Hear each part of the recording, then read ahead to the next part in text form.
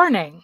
The following live broadcast may contain loud, obnoxious, shrill, and alarming noises that might be considered disturbing, if not outright uncomfortable to listen to, especially if you are wearing headphones.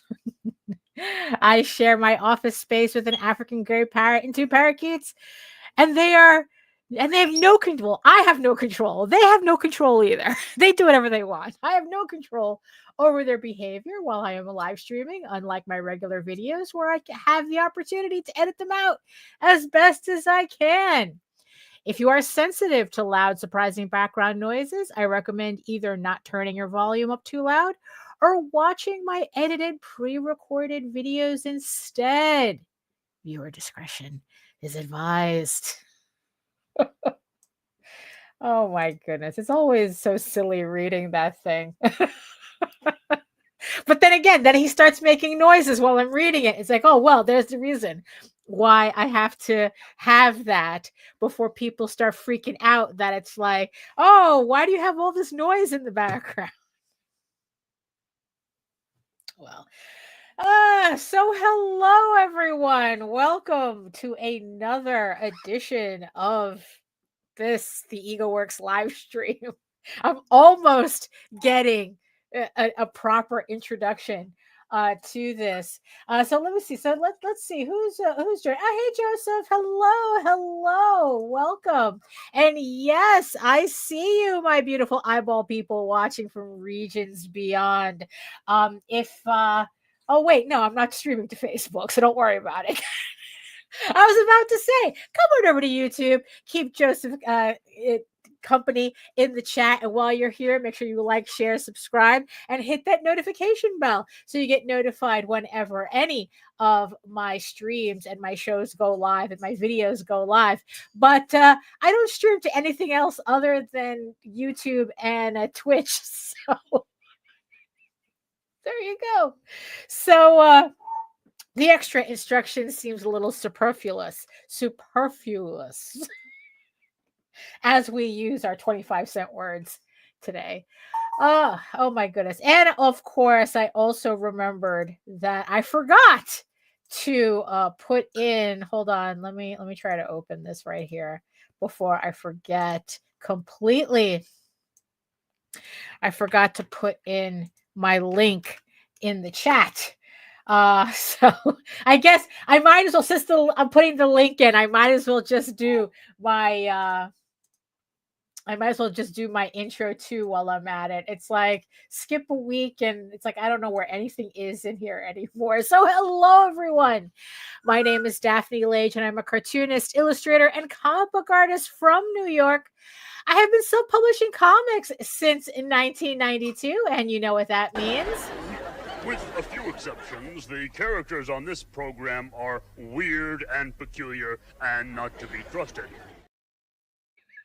And I am known for hold on, where's my graphics? Jesus Christ. My furry fantasy adventure Tall Tales and my medieval fantasy drama, EGORAVEN, Heir of the First Unicorn, which is currently on pre-launch on Kickstarter for issue 10 out of this 16-issue series. So that's what I just put in the chat, is the link to that pre-launch. So you can click on the notify me link and get notified when the campaign goes live in April.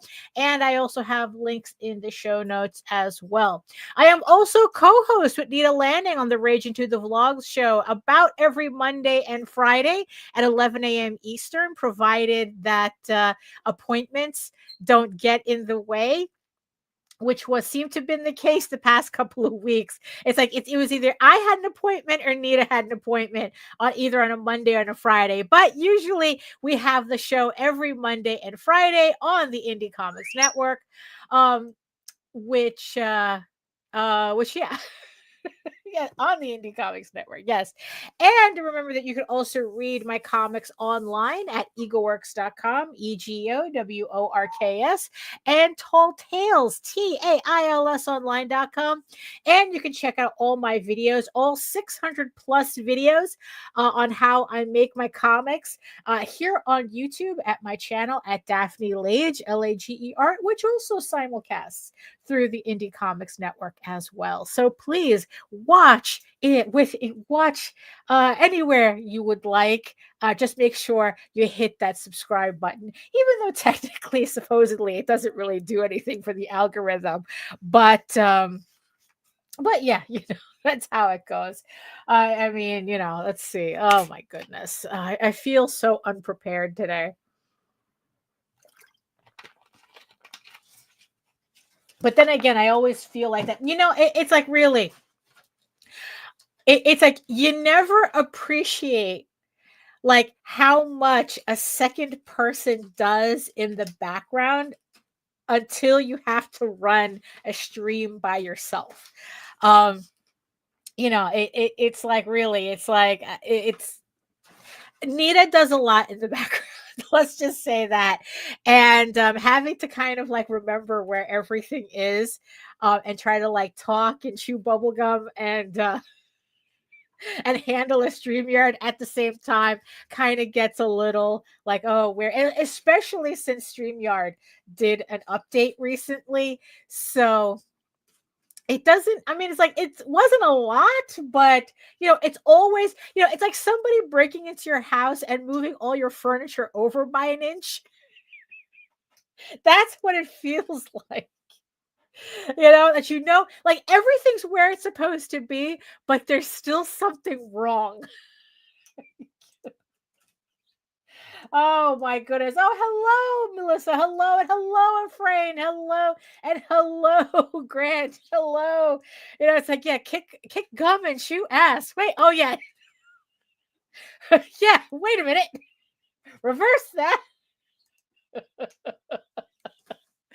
Oh my goodness. So yeah, oh my god. It's been a pretty you ever have those feelings where it's like it just feels like it's nonstop, but it also feels simultaneously like nothing is happening at the same time?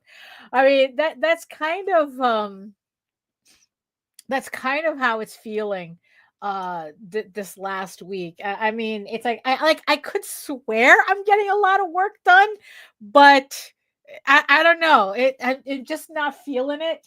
That I am getting a lot of, like, it never, but then again, it's like it's never enough, right?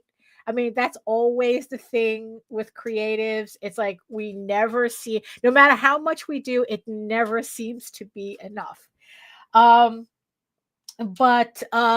yeah, let's see. So what's going on this week? So well, for today's show, as you can see on the screen right there, we are going to be working on EGORAVEN issue 10 for today. This I've been working on this issue since January, and I was absolutely sure. Yeah, that's for sure, right? There's always another project we have to do, right? And I was absolutely sure I was going to get this thing done in a month and a half. I have it all sketched out. I was just inking and coloring it. How hard could it be, right? Yeah, it's hard. Oh, Melissa, I just read issue 9. It was a baller. Yes, it's like the issue 9, the Law and Order episode of EGORAVEN. Yeah, so I'm glad you liked it. I'm glad. So far, everybody seems to be liking it. So, well, I mean, considering like the last couple of issues have been pretty much downers, so at least it's slowly creeping back up again. So yeah, so I'm working on issue 10. Like I said, I literally thought I would have this done last month, but I don't know. It's like there was just like I was supposed to work on this and Tall Tales at the same time, and it just got to a point where I was like going, I can't work on Tall Tales. I have to focus on one book. I can't switch back and forth. You know, especially since like I want to keep my schedule of running a campaign every quarter.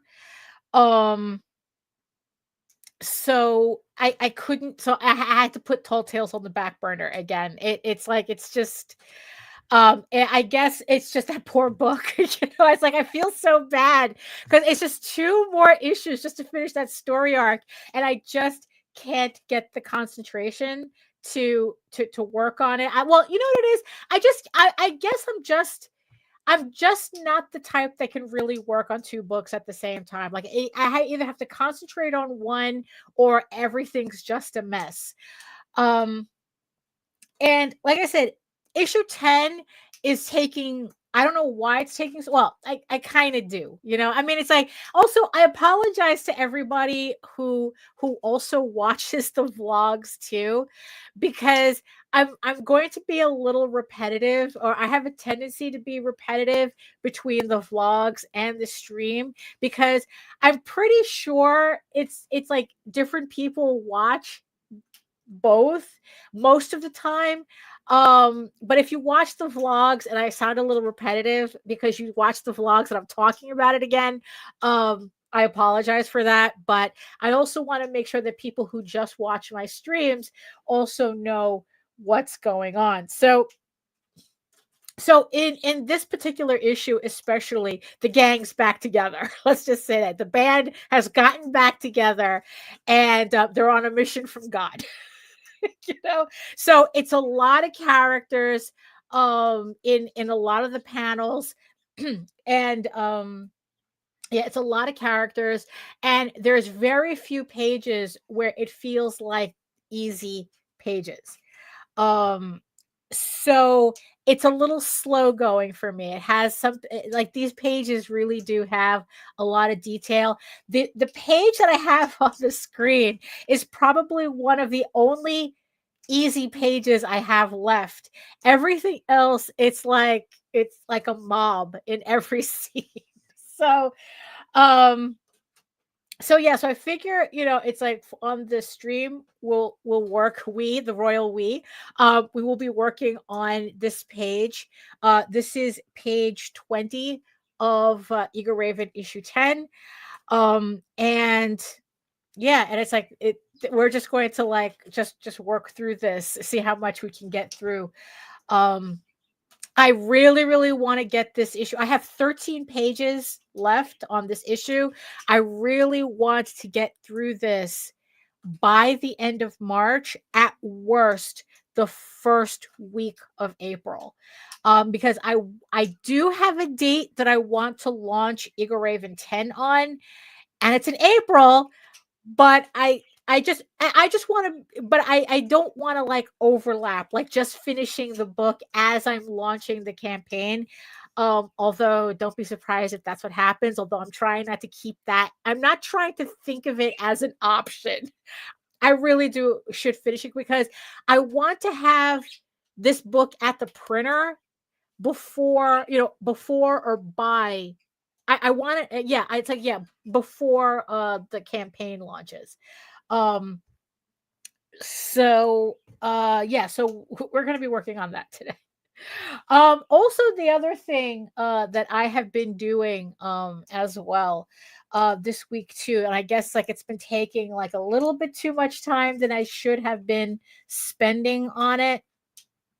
But hold on, let me just, so I've been working on I've been working on convention prep. I'm trying to keep it not, you know, like as slow, the process as slow as possible, because I don't want to take it too, I don't want it taking too much of my time. I've been working, so it's like I got 2 new banners. If you watched the vlogs, I showed them there. You know, so I've been slowly collecting these pieces. I'm still not sure if I'm going to be able to get into Anime NYC Um, I'm not sure if my stuff is going to be different enough that they're going to want me there, or it's going to be too different that they don't want me there, you know. So, but I'm preparing as if I'm going to be there. Um, so that, you know, so yes, I've been slowly putting together everything for that. Also, I got word from my printers that my digest slash manga sized versions of the trade paperbacks have shipped. So I did buy yeah, so what I did was I reformatted EGORAVEN volume 1 and volume 2 and the prequel into digest size, 5.5 by 8.5, just to give you kind of like an idea. Oh, sorry, I hit the mic. So this is a regular size trade paperback, and the new version should be this size, 5.5 by 8.5. So it's not quite manga size, but it's small enough that it could be on a shelf with manga.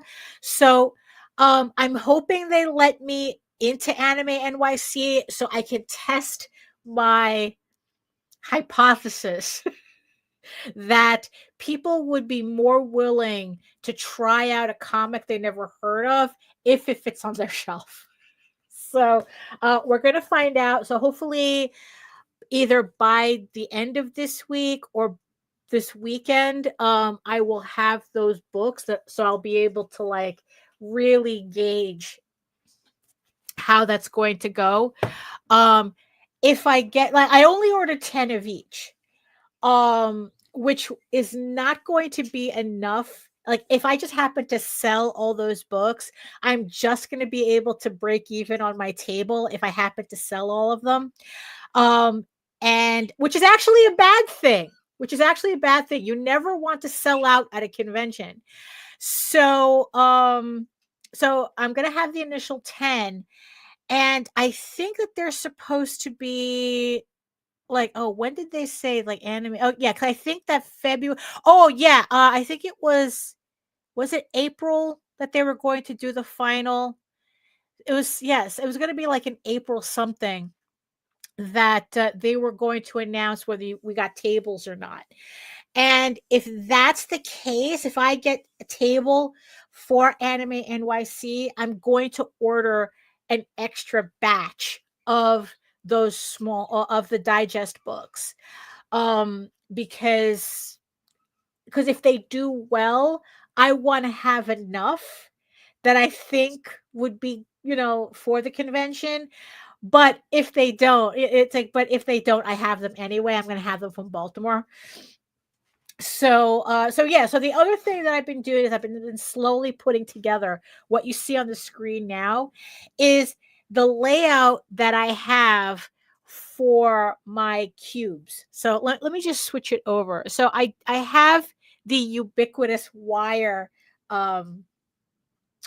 cubes for convention setup, and I finally came up with how I wanted it to look, in a way where I'm printing these patterns on paper that I have already in the house. So it's like, it's not like I'm trying to spend as little as money as possible on this setup.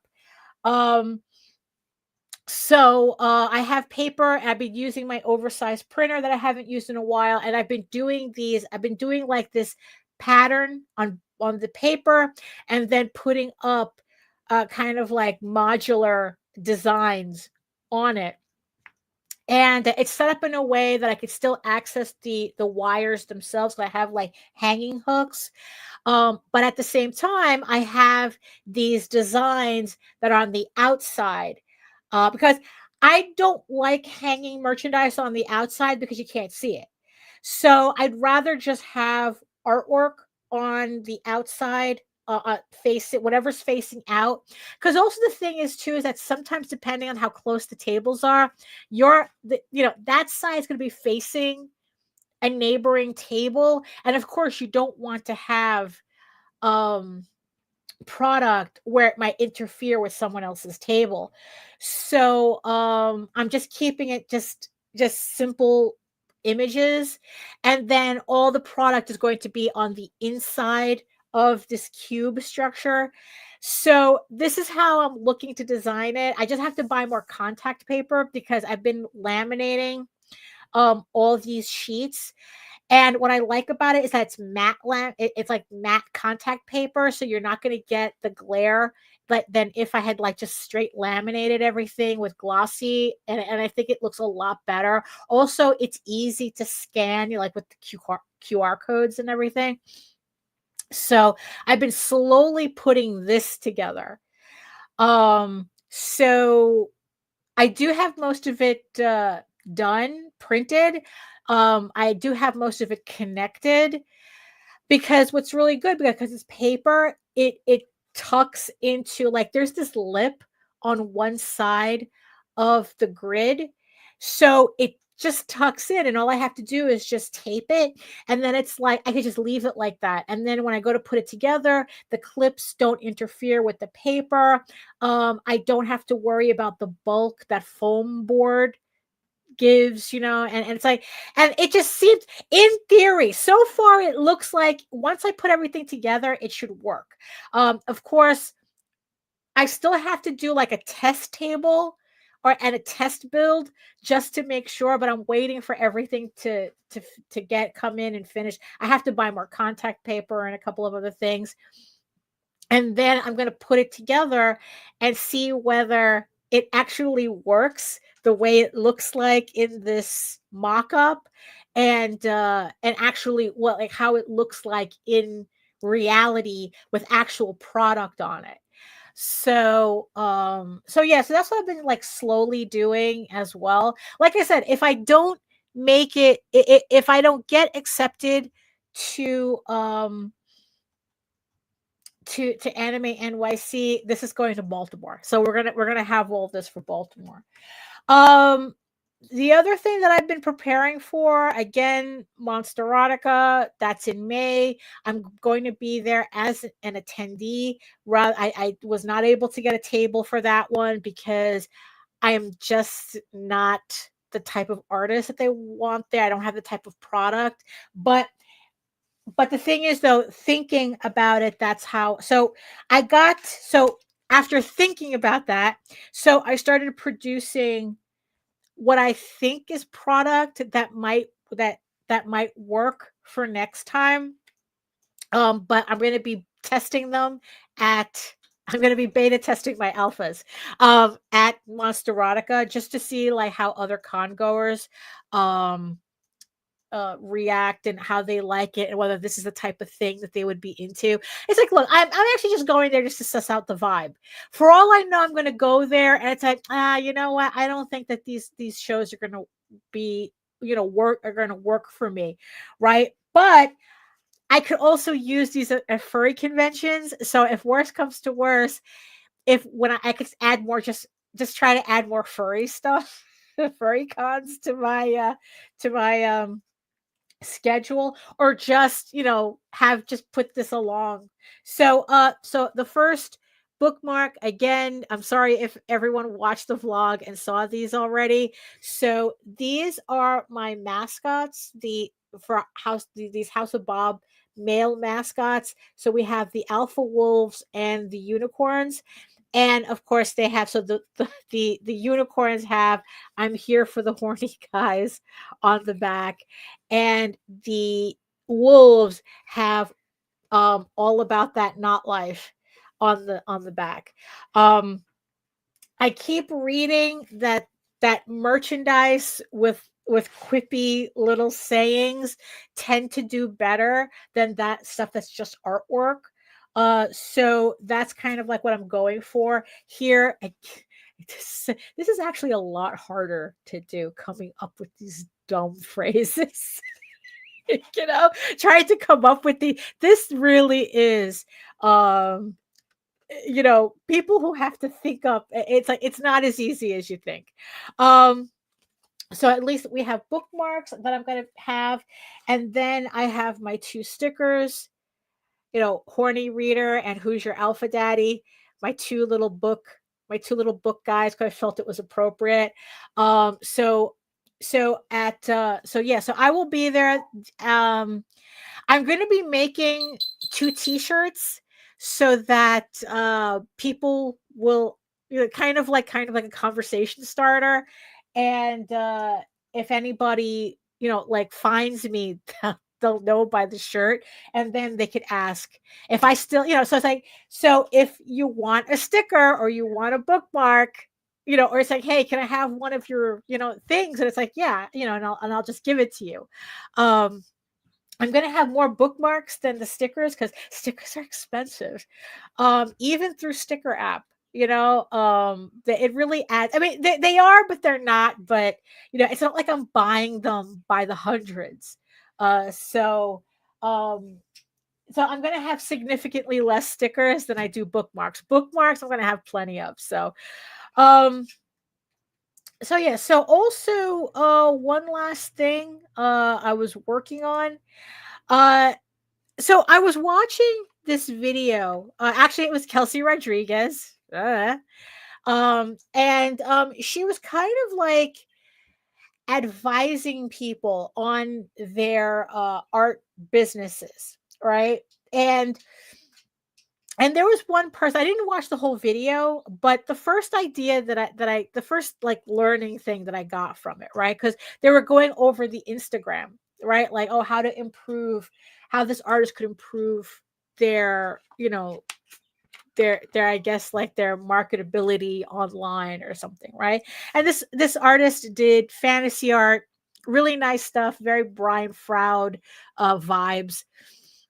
And the one thing Kelsey kept talking about is creating a story pretty much around your characters to kind of like get people in, like to connect to your characters and thus connect to your artwork, which seems like a very weird thing for me as a comic book artist to kind of like, oh yeah, right? It's like it was kind of strange that actually stood out for me, because like I was like, oh, I'm doing a comic. You would think that would be self-evident, right? But I was just kind of like thinking about what she was saying about like the storytelling aspect of, say, like an Instagram. And Instagram is one of those platforms that I've been like really struggling with, but at the same time I kind of have this thing where it's like I don't want to get rid of it. I don't want to, because I do like the fact that it really focuses on graphics and art, and and just like it's just the graphic. It's graphic first, and it's not like like Facebook where it's like text. And so I just like, so I don't want to abandon it just yet. So right now what I've been doing on Instagram is I've been kind of sort of serializing EGORAVEN issue 1 on Instagram by just posting up the squares, the square panels. So it's not the whole thing. And then on the bottom I would just say, oh, read EGORAVEN on Webtoon. Right? So, so I was just doing that, and it's like, I don't know if it's doing anything or not, but the thing is though, it's like I kind of like the idea, but there just seems to be like, I don't know, it's like it's not quite coming together yet in an account that I feel like, oh yeah, okay, we got this, Um so she was talking about the storytelling aspect of, it's like, oh, create the story. And it's like, well, I already have a story. I'm running the story on Instagram, but maybe it's not enough.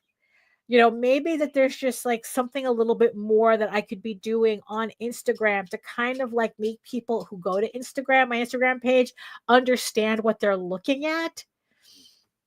So what I did was I just played around with one of these with like a little card that it's kind of like, I should have left it out because I was using that as a reference. The Marvel character encyclopedia or something. Just kind of like, it's like you have a card with the character, and then, it's like kind of like their stats. Right. And also, kind of like I also got the idea from Visenia, who I happened to be watching her stream while I was working, and she was talking about my trading cards, and she was talking about like turning, it's like, oh, what if it was a game? What if we had stats on every on the characters, and and it's like, oh, that's like, I'm not familiar with games like Magic the Gathering. I only know of it theoretically. So, but I know these description things from the Marvel comics. So I thought, that, oh, let me like kind of make something, and then it's like I could post it to Instagram eventually, like all the characters, and then like kind of like, I don't know, like so it's kind of like you're getting more story elements. You can kind of sort of read issue 1, and then you learn a little bit more about the characters, and I don't know. I was still trying to figure out my Instagram. So right now it's like, yeah, so this is the one for EGORAVEN, which, and now it's like that I'm looking at it, it's like, okay, I completely skipped some, I forgot to put in some like information, especially in her skills, like like, I don't know, like she's a swordswoman, and I completely forgot to put that in. It's like, um so it's like, I don't know. So it's like I'm still kind of playing around with the idea. So I only did 2 so far. So I did EGORAVEN, and then I did Daniel. So I mean, him, I think I think him is fine. All the information. I don't think there's anything missing here. It's just, of course, she's the main character. So so there's a lot of information that I want to put in, and it's like, and I'm thinking, well, as being a swordswoman, is that redundant? I don't know. And it's like, I probably should put that in. So like I said, I'm just trying to play around with it just to see what I can do with my Instagram. Jesus Christ, because I swear marketing in general is like the worst. It's like it's like, it never feels like we're doing like we're anticipating the audience enough. So yeah, so that's what I was just doing. No, I don't want to save that, and don't want to save that.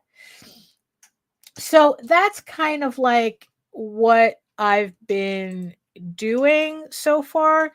Also, last but not least, my episode 9 of my artist studio vlog is up. I was able to put it up after 2 weeks. I was late by a week, so this is actually a catch up on 2 weeks. That I was able to put that up on Sunday, and yeah, that's the thing. Marketing is so much work, and you never know it's going to work or not until you do it. Yeah, that's the worst part. Like there is just like no way to kind of know in advance whether all this effort is going to do anything. That's the worst part about it. It's like you literally have to do it and throw it out there, and you learn the hard way. Um whether it works or not. Hold on. Let me just. So we're in that part of the weather right now where it's hot, it's cold, it's hot, it's cold. So I'm constantly opening and closing the window. And I thought that it's like, okay, let me close it, because it's like once I start streaming, I'm not going to be able to go up and like constantly open and close the window. But now it's, of course, I start streaming and now it's stuffy in here. So I had to put my fan on. So again, if you could hear it, apologies, but yeah, I just need some air circulation in here.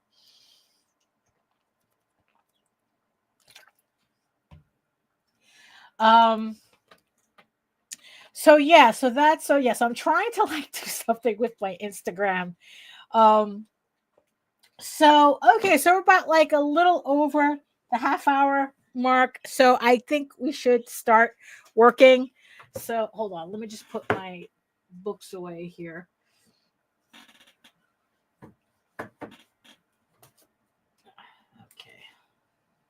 Okay. There we go. Oh my goodness. So like I said, it's like this is probably like the only easy um page that I have left in this issue. So I'm hoping it doesn't take me that long to do.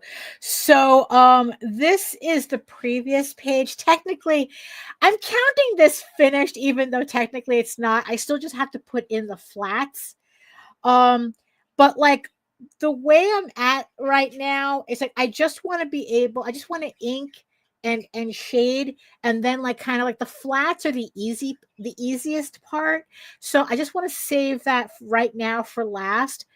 So the reason why I have this page open is because I'm going to be borrowing some elements from the background for the next for this page, or at least have it as a reference for these pages. So that's why I have it open. But pretty much this is what we're gunning for. We're gunning for flats. We're gunning for the base and some the inks, base color and shading, just to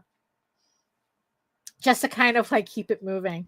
So okay, so let me get the music started going.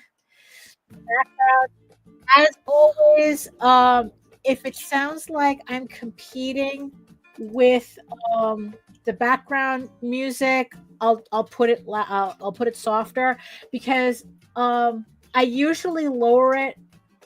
I have it at um a certain volume, and then I lower it in my headphones so that I barely hear it. So to me it sounds okay, like on full volume, and it sounds in the background. But like I said, if it sounds like I'm competing, just tell me. Oh my goodness. I don't know why I get congested every time I come on a stream.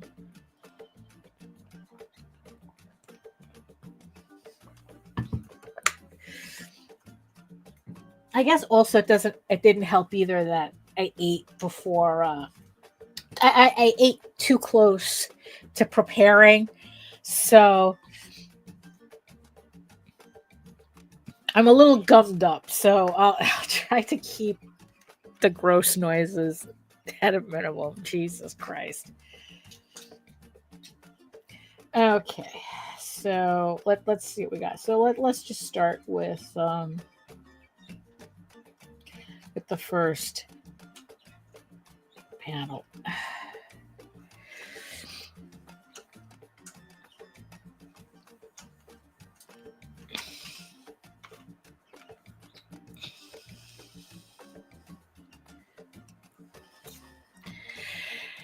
Ay. So I probably should watch. Well, I'm going to watch the rest of that video as to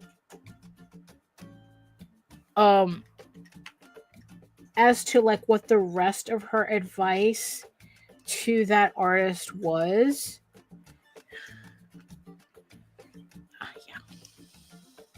The problem, you see, the problem that I have, if there's an issue with Clip Studio that I have, right, and it's not really an issue with Clip Studio, it's just how I work on it, is that I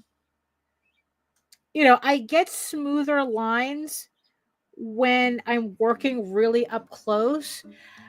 But the problem is that it kind of throws off my ability to tell how thick or thin the lines are.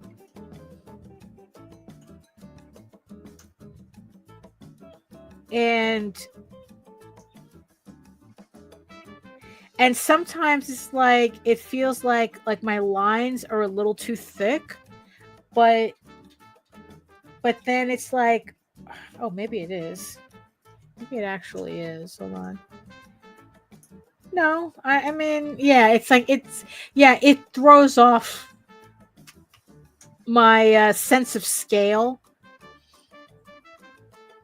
on the thickness of the lines. Oh, hey, Tornado. Hello. Hello. So, I don't know. Like, it feels like even though, this is my standard point size, which is a 0.6, which even if I was using rapidographs, this would be the point size I would be using. But for some reason, it looks like really, really thick because I'm up close. But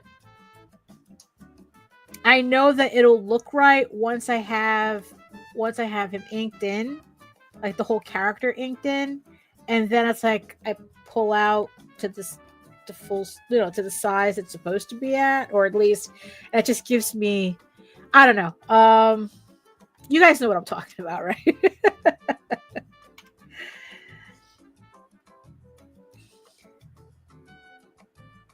Like, I don't know. I just feel like I should be using a thinner. Hold on. Let me try this. Like it just, I don't know. It just feels like I should be using a thinner line.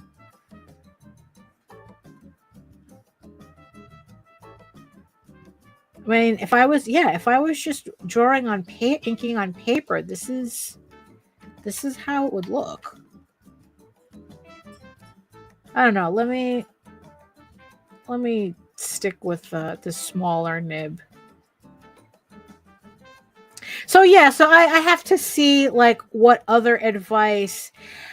Although the other advice that she was giving before I shut off the video because I had to do something else, was kind of, I don't know, it, like, I don't know if I was that person, how I would feel about it, because, but okay, so this woman had like I said, she had like this Brian Froud type of style, and what Kelsey was suggesting that she do is the whole thing about adding more storytelling, getting into storytelling with her paintings. And mind you, I've seen this before. There are plenty of other artists who have done that, where they create this entire mythology around their paintings, and you kind of like get little storytelling cards, and that they have like when you buy a painting, it comes with a little certificate that has a little short story on it, and like it's not just a pinup that you're getting, essentially. Like it always feels like you're buying an illustration that from a book. And because of that, Kelsey had recommended that what this woman should do is write a book. Is essentially, right? Just, it's like, what she says, create a world around these characters and these paintings that you're doing. And I found myself kind of like not cringing at the idea, but I think the way she had said it, like it kind of, triggered my PTSD around every time someone would say, oh, you should do this, you should do that, you should buy a book. And it's like, oh, you should do a children's book. And, it's like, oh my God, it's like, why aren't you working for Disney? And blah, blah, blah. And it kind of triggered that in me because Jesus Christ, it's like, if there was, yeah, exactly. Melissa's saying, oh yeah, just make a book, no big deal, right? Like she literally told her to do a graphic novel, and I'm like going, bitch, please. bitch, please. You're it's like, and that's what it sounded like. It sounded like these people who would see my work and it's like, oh my God, why don't you do a book or a children's book? Oh, you should do this. You should. It's always the shouldas. It's like this wave of shouldas. Oh, you should. Right. And it's like, and what's funny is that and of course, they're always talking from a position of extreme ignorance, right? As to, like, she literally just casually told this woman, make a graphic novel. And it's like, do you have any fucking idea the monumental effort? I mean, granted, for this woman's work, it would have been a good idea. You know, like she compared it to, like, you know, the fairy books by Brian Froud and I was about to say Jim Lee, Alan Lee. You know, Alan Lee. And you know, but it's like, even doing a book that's just illustrations and just, I mean, that takes a lot of effort to put together. That's not something you just slap together. It's like, hey, I have a book. And yeah, I was kind of like, it was around that point that I shut off the video. Yeah, it's like Melissa says, I always get that you should do a children's book. And I'm like, ma'am, have you even seen the bloodshed I'm working with in my comics? Please. Yeah, that it's like, I mean, never mind that, right? It's like, you know, the complete not understanding on the type of work that you do. Oh, it's just a cartoon. Kids will love it. Tornado says they say it like it's as easy as just grabbing a drink from the fridge. Yeah. And like I said, I have complete PTSD over that. You know, it's like, you know, so yeah, and it's like, look, I understand. I mean, it's like, yes, and it's really obvious that it's like,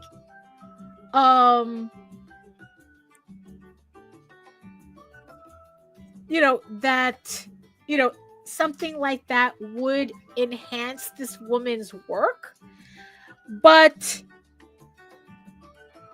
to kind of like, it's like, look, this woman came to you for marketing advice, you know, and you're essentially giving her a project to do that has nothing to do with marketing. You're just telling her, make this product, right? And it's like, we're gonna,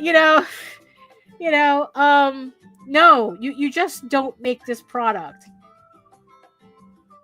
You know, I mean, it's like, what this woman, you know, like, if this woman really wanted to play around with that, then it's like, yeah, maybe make little cards or something that, like, I don't know, yeah, that, because we don't even know if the woman's even a storyteller, you know, because it's like, just because someone can paint fairies doesn't mean that they know how to tell a story for anything.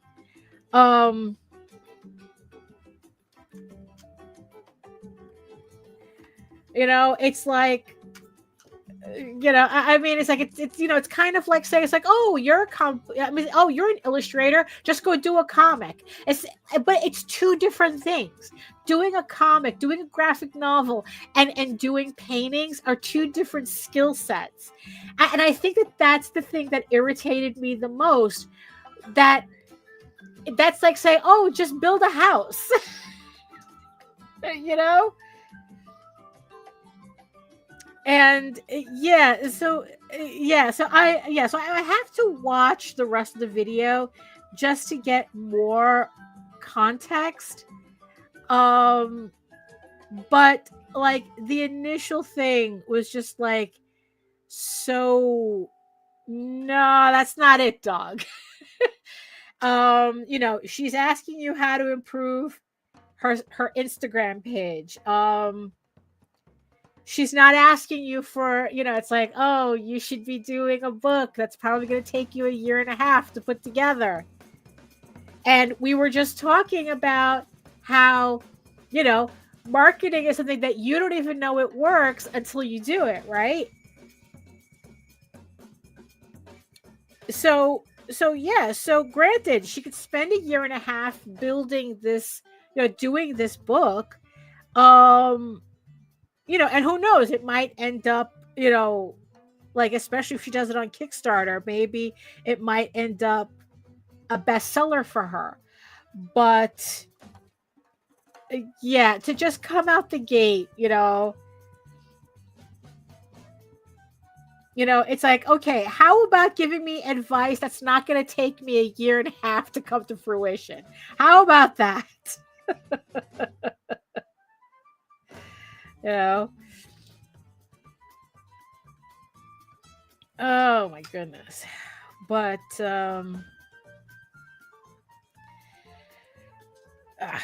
it's like it's like, geez, I don't know. I don't know if maybe I have to like change my keyboard or something, because I could swear I'm hitting the shift key, which is supposed to move, right? But it's like, but sometimes I'm holding it, and then all I'm doing is making a streak down the picture. It's like, I don't know. I don't know. Okay, let's see how that's looking. Okay, yeah, that looks correct. That looks correct. Let me just, the thickness of the lines are pretty much where I want them to be. So yeah. Okay.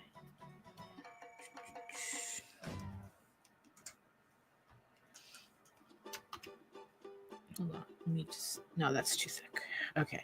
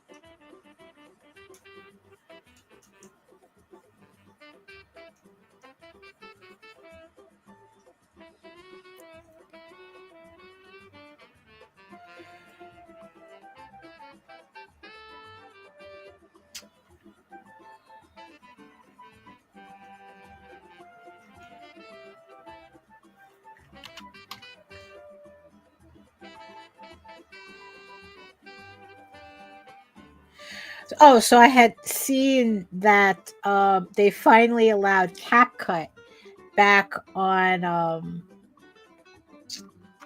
uh, the the App Store. So I downloaded it to see if I can kind of try out making reels again. Like, I was kind of doing them for a little bit, the reels.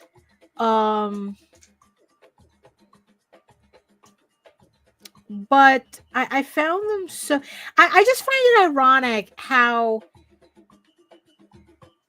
it's a lot more, it just seems so much more tedious to make a 30-second video than it is to make like a 20-minute video, like when I'm doing my vlogs, the artist vlog. Which, by the way, I want to thank everybody for like watching it, for watching those things. Every time I post one up, I'm always gaining. I always gain like a subscriber or two, and my watch hours go up. I think, so it's like, so, oh, that's the wrong one. So so obviously the effort's worth it to do them. And like, it's so much easier for me to kind of, to like, record a little bit and then like just talk into the camera for like, usually it takes me, I'm talking into the camera for like 30 minutes and then I edit it down to around 20 minutes because I don't want it to go further than that. And it doesn't sound like a lot, but it's like, you'd be amazed at how much ums and ahs I'm editing out to get that 30 minutes to 20. It's ridiculous.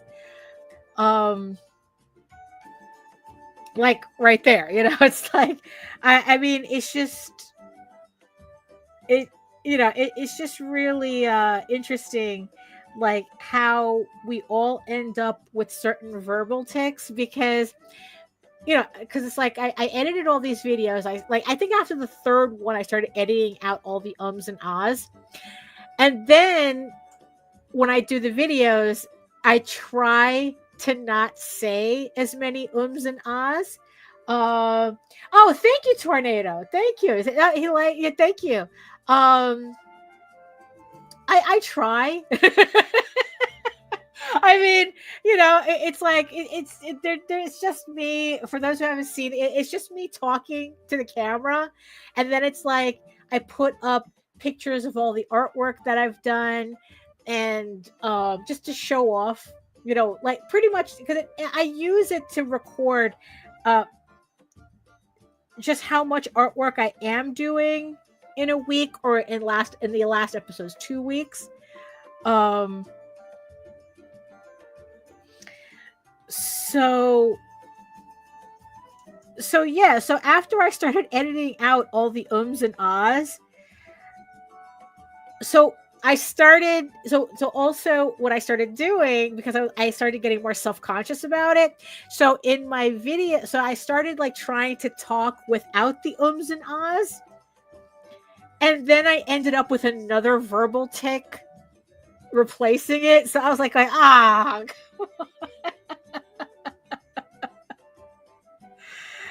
so there's always going to be something for me to edit out.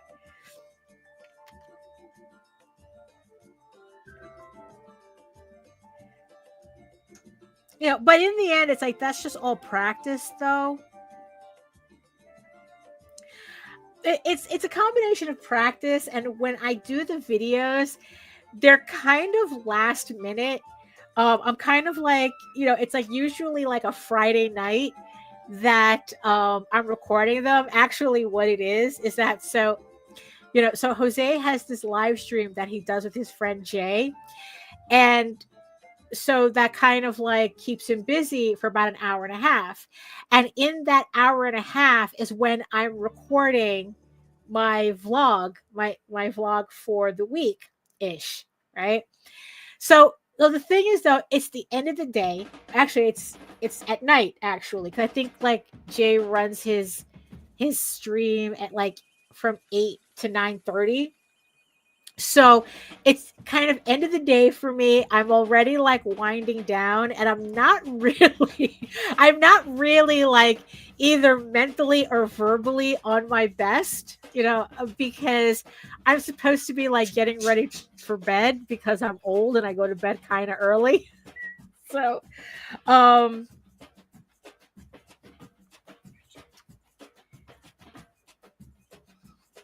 hold on. I forgot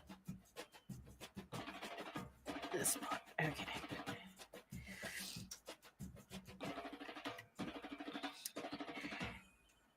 So I'm not as aware of my speaking patterns under those circumstances. So yeah, it's about like it always feels like 10 minutes worth of ums and ahs that I'm editing out.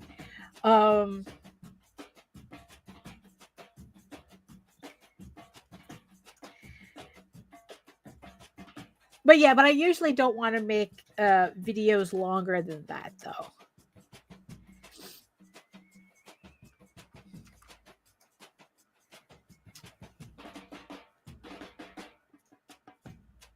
But yeah, but at the rate that yeah, because it's like I think like especially this last one about the markers, about using markers, I guess kind of resonated because compared to my previous vlogs, this one is like doing well. This is like doing really well. It might actually catch up with my first vlog where I got like 100 something views. And on the second day, this latest video got like 60 something views already. So, you know, I'm pretty pleased.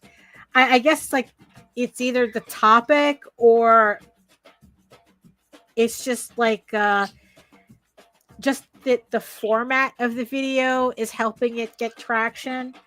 So I don't know. I am looking forward to the idea of getting monetized by the end of the year if I keep this up. Like it'll probably be like the first time it feels like my YouTube page, my YouTube channel is doing that. You know, Melissa says, yes, I saw that video. I'm enjoying watercolors, but I really still love my markers. Yeah, I like markers too. You know, it seems like, yeah, so it seems like that also that the consensus seems to be that I got out of that video is that people like the idea of getting a digital file of the artwork so that they could just print it out. And because, you know, I guess a lot of people, they don't really put the originals on display anyway.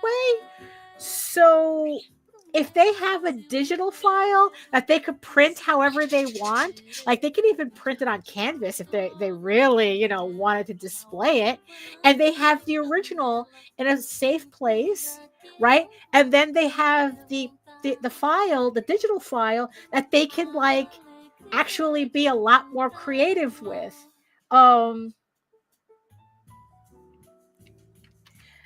So yeah, I thought that maybe people would kind of get like, oh, I didn't know that. And it's like, oh, how dare you? You know, it's like, yeah, why are you selling, you know, a project, you know, artwork like that? And I was like, no, not at all. I didn't get that at all. Instead, I got people say, oh, yeah, I would love to get a digital file of my artwork just to have it, like kind of have like, you know, so I could put the original away and print out the digital file. You know, and of course you could print that out as many times as you want, you know, whenever you need it, you know. So so I was like pretty happy with that response. Like, oh, okay. So I don't feel bad about it anymore. I guess people who do collect original artwork, yeah, they already knew. They've been known. Yeah.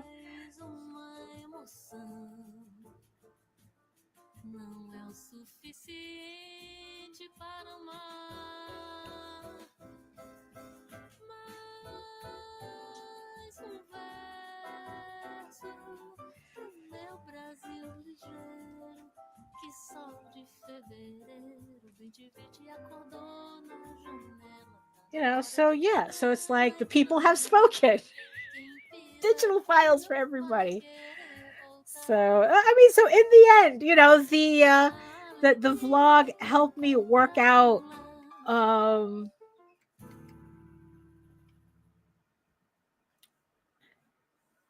you know, helped me work out this thing, this complex that I was ending up with.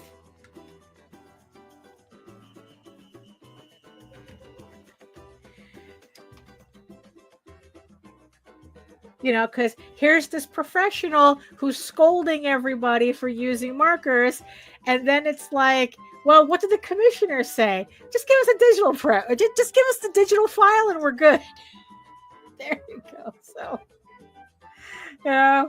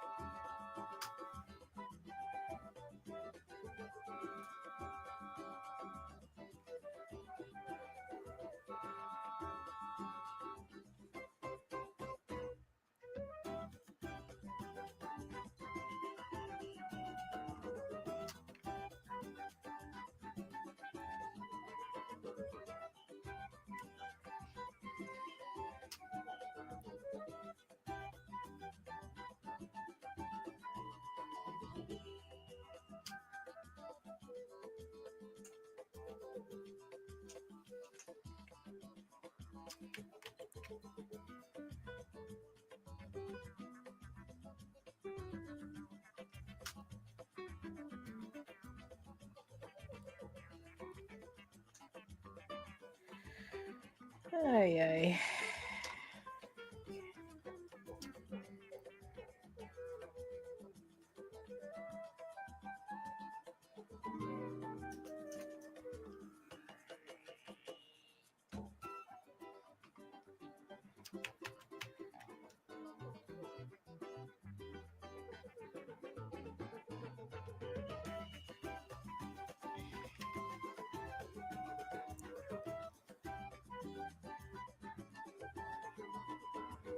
Okay.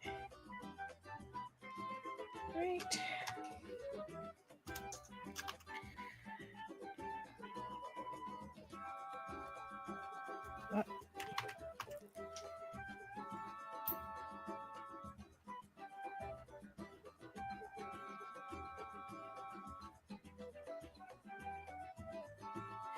Yeah, but also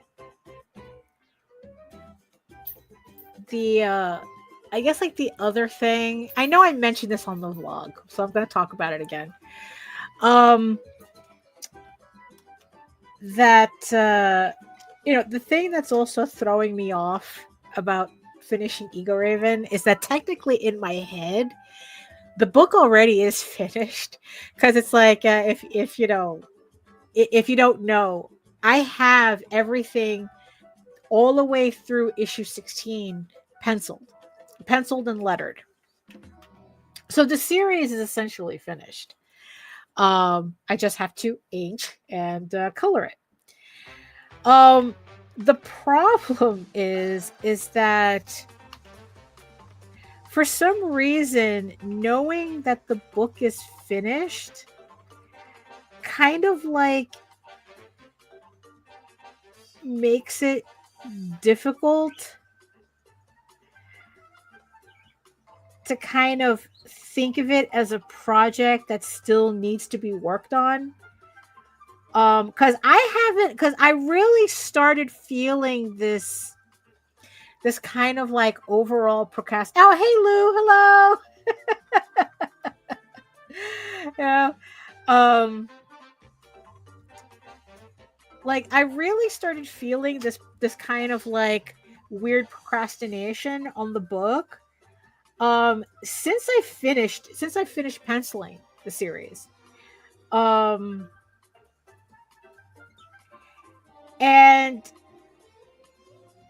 and it was just like two strange things happened.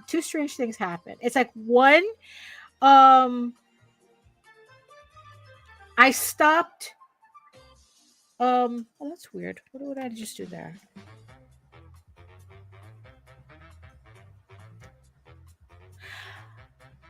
Did I just do what I think I did? I could have sworn I had this on a separate layer. Did I accidentally merge layers?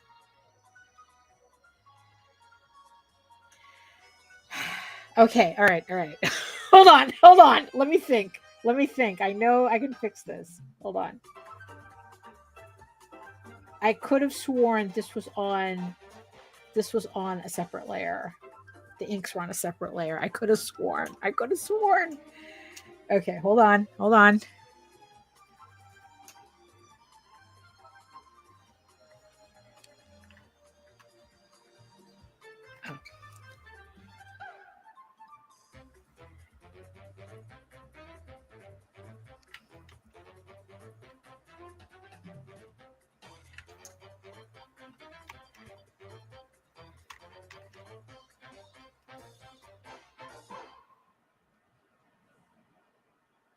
Okay, crisis averted. Yeah, I kind of think I accidentally merged the layers somewhere along the line, somewhere, and I didn't catch it until now, but okay, we're good. We're good. We're good. Crisis averted. Oh my goodness. Oh my goodness. Okay. All right. All right. All right. So, okay, so that's the bad layer. We're going to get rid of that. Okay, there we are. Okay. Oh my god. All right. That would have sucked. That would have sucked. All right. It's like, you know what? I have to go back to my habit. I had an original habit that, of course, where I would lock that blue layer so that I wouldn't accidentally do that. But okay. You see, it's real drama here. Okay, where were we? Oh yeah. So right. So yeah, so I guess the thing that I don't know, like I guess it's like my brain keeps saying that actually, I think we have enough ink that I don't even need that on.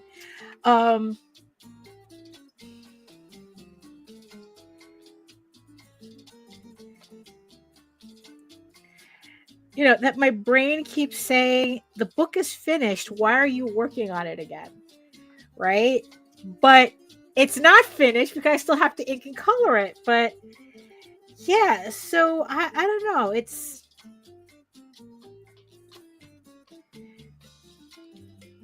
let's see. yeah, that was a close one, Melissa. That was a close one.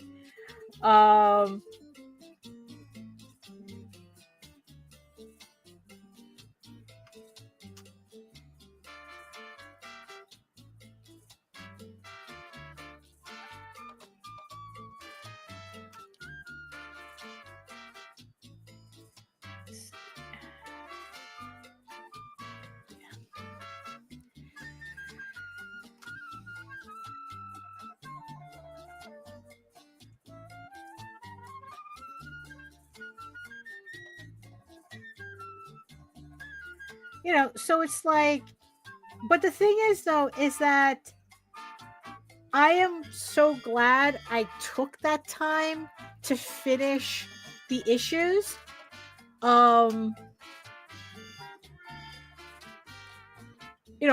Like, yeah, just being able to say that's like, oh yeah, the series is finished. But I didn't realize, I really didn't account for this weird feeling that I would get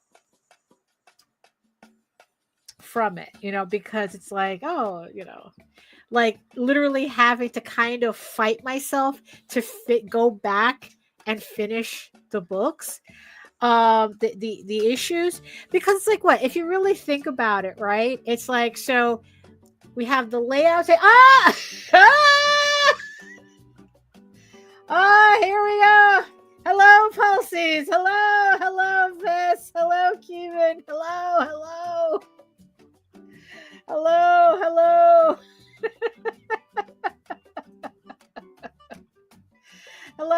Hello, everybody. Hello. Welcome. Hello. Oh, Viss. I just sent a package out to you. Your issue 9 package. Hey, Keeman, and I put a little surprise in there for you.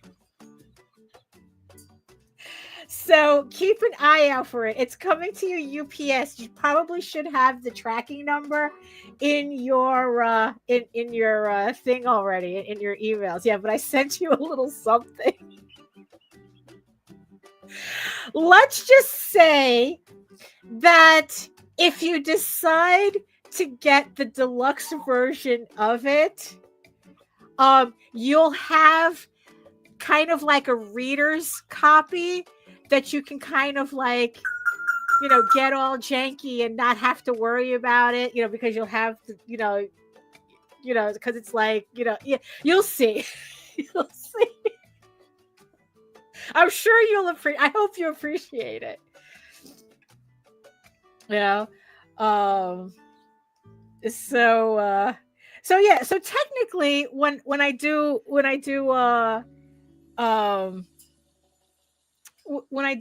don't regret doing all 16 issues in advance. I really do feel I needed to have done that. But the thing is, though, you figure I'm seeing everything at the layout stage. I'm seeing everything again at the penciling stage. Then I'm seeing it again, inking it, and I'm seeing it again, coloring it. So I'm literally seeing all these issues 4 times. Like, it's kind of like the never-ending book, even though it has an ending. Even though it does, it is finished. So it's just kind of like, so yeah, so I really do think that my brain is kind of stuck on that. Or it's like, oh, you're seeing these pages again. And it's like, well, yeah, because we have to ink and color it.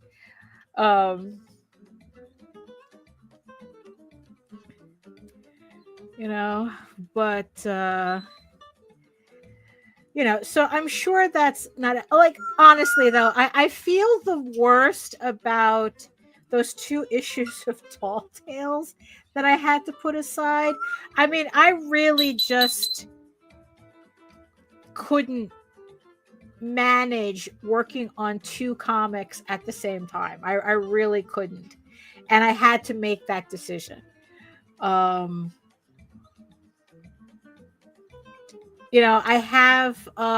kind of have a schedule for the year that I want to keep. So I'm putting out, the idea is to put out books quarterly. So once every 3 months, I put out a campaign. And which of course requires me to finish the book because this is the first year I knew, you see, and that's the thing. This is the thing that I knew was going to happen this year. I knew it was going to happen this year. That's how well scheduled I had everything. But I knew it was going to happen, was that this was going to be the first year that I don't have a backlog of work anymore. That all got used up.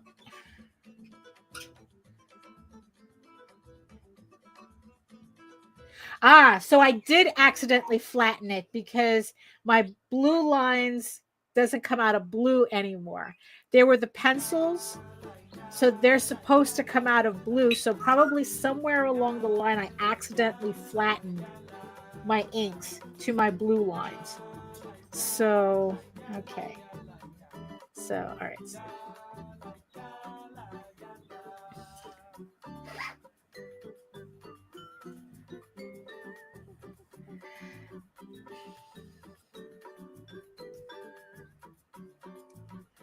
Let me see. So what was I saying?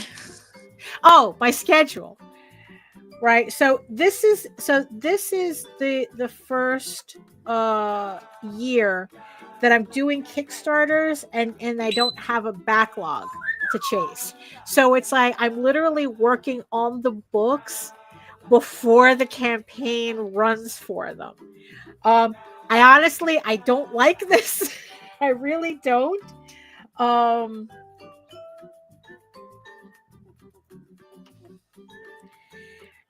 But that's just where we're at right now. Okay, Keeman's going to be lurking.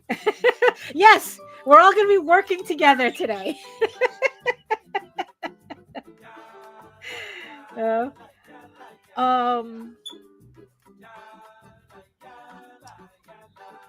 So yeah, so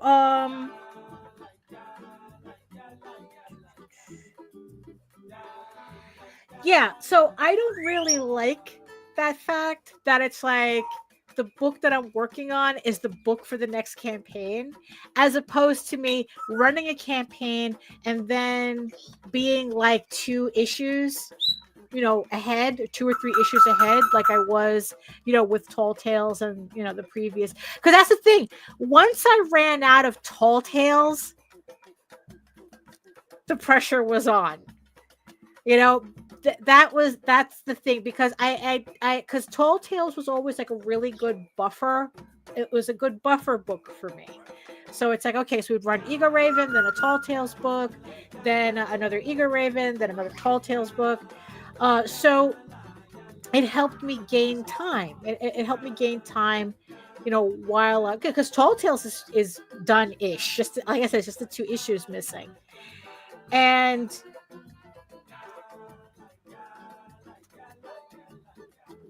and it's like, now I don't have that. Now it's just like, okay, the next campaign is for issue 10. I'm working on issue 10.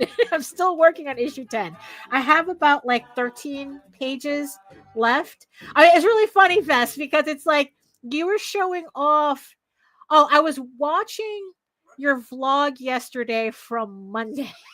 Yeah. I was watching your Monday vlog. Oh, it's such a shame because it's like I couldn't hear any of the voices. I kind of regret not watching it live, so I could have heard the voices from that character thing you were showing off. But I'll usually, I'm sure I'll catch another live example of that.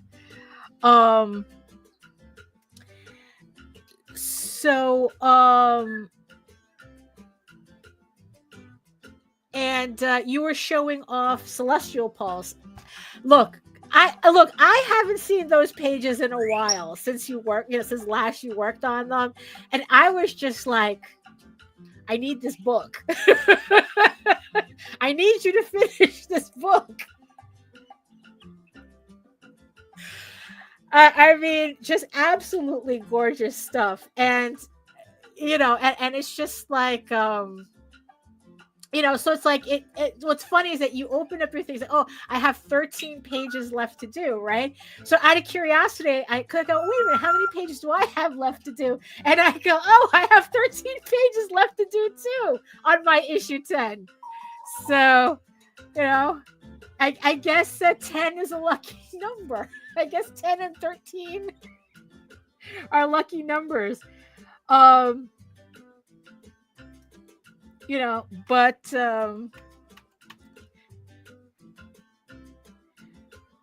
let me do this.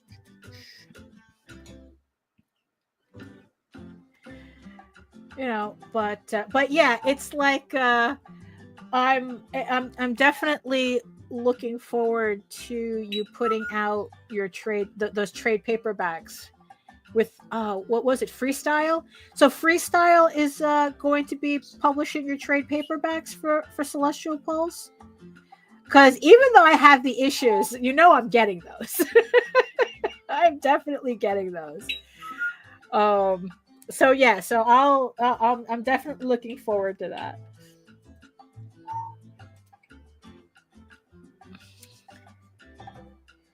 Okay, so yeah. Oh yeah. Because I mean, it's like, yeah, in the end, it's like, because I'm sitting here talking about doing Kickstarters quarterly, and it's like, yeah, I can understand it when people go, oh, it's like I can't. It's like, what? I'd rather somebody else take care of it. I'd rather somebody else do the Kickstarters, because it's like, yeah, it's like, here I am, kind of like trying to get issue 10 done before I actually launched the issue 10 campaign in April. I think that I can. I think that I can do it. I think that I can. I can finish it. Okay, so. Okay. All right, so there we go. So, let's see. So let me. Okay, you know what? All right, so I'm gonna. All right, so let me put my base down.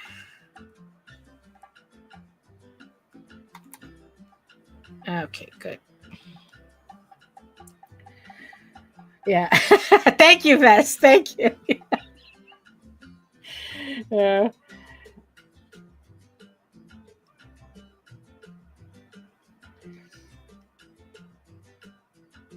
You know, also the thing, also, I have to finally sign up for your Patreon because it's like you keep talking about your Patreon and your Discord, and I feel so FOMO about it. I feel like I'm missing out on something. You know, it's like all the stuff that you have going on in your Discord and stuff, and I go, oh, you know what? I gotta do that. I gotta just pay for the for. Right? I just gotta I just gotta pay for the Patreon and just like get in there. Yeah, because oh, well, that too. I know I'm missing out on that one, on that stuff, and it's like,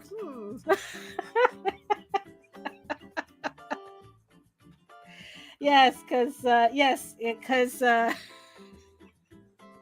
because the stuff that you were showing, I thought it was really funny on the video, right? When you showed, like this is another thing too, right? That I'm sure every creative goes through, right?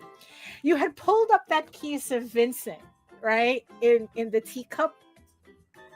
What was it? It was like pulsy something.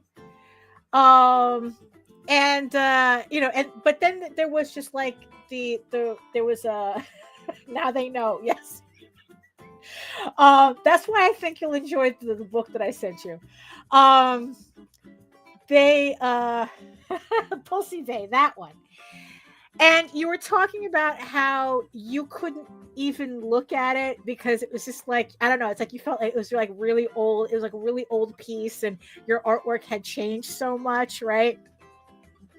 And yeah, definitely. It's like, I'm sure if you redid that piece, it would be even, you know. So like I've been really having that problem lately too, where actually this started when I was doing my Instagram feed experiment with taking the first issue of EGORAVEN and taking the square panels and uploading them to Instagram so you can kind of like read the story on Instagram. There's panels missing, but the whole thing is that, it's like, okay, you got these panels, and it's like, oh, read EGORAVEN on Webtoon, right? And it was when I was like putting that page together, the Instagram feed, and like editing my book. I don't know, it was the first time in a while that I really felt, oh my God, this shit is old.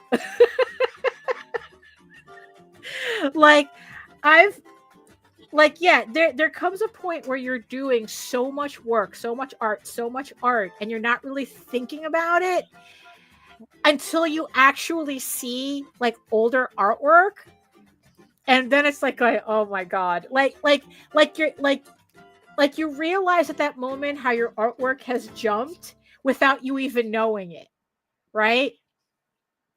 And I've been kind of like suffering the same thing too, where it's like, and mind you, I'm not talking about stuff that's like that old. I mean, although granted, like I did that EGORAVEN issue 1. Technically, I did that book back in 2001. So yeah, there's oh my God, 23 years. What did I just say that out loud? It's like between what I'm working on now and that first issue,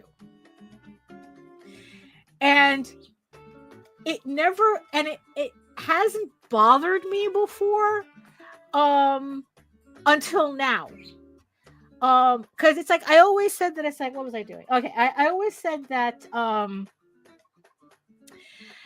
that the reason why I know the reason why like when I was coloring that first issue, and I really had to force myself to limit how many changes I made to the panels. I knew that they were old even then.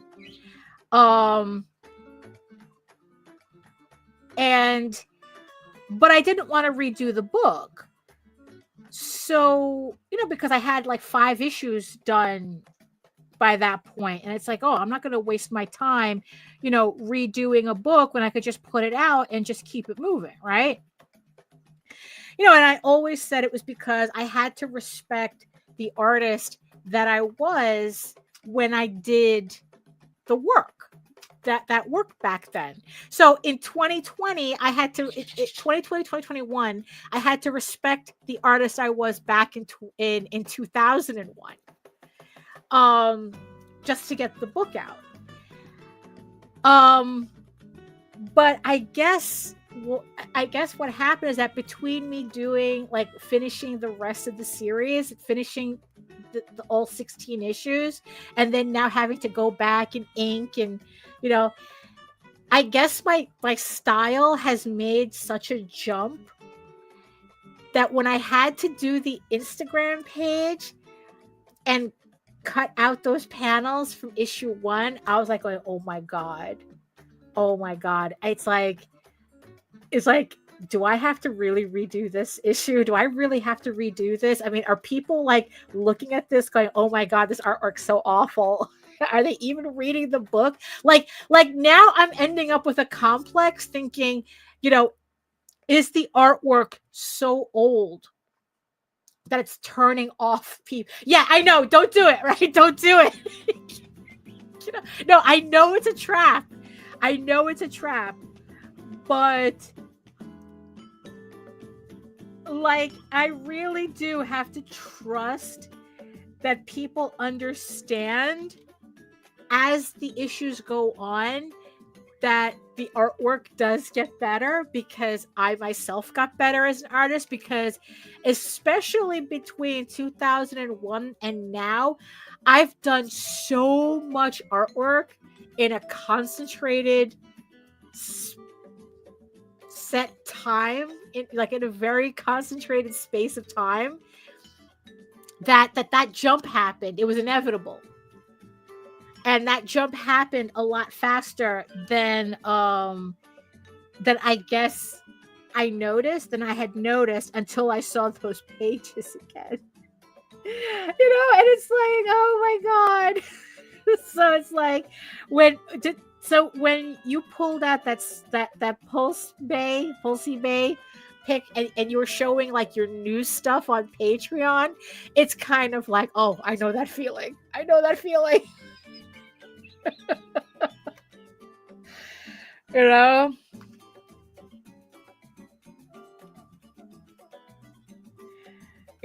it's just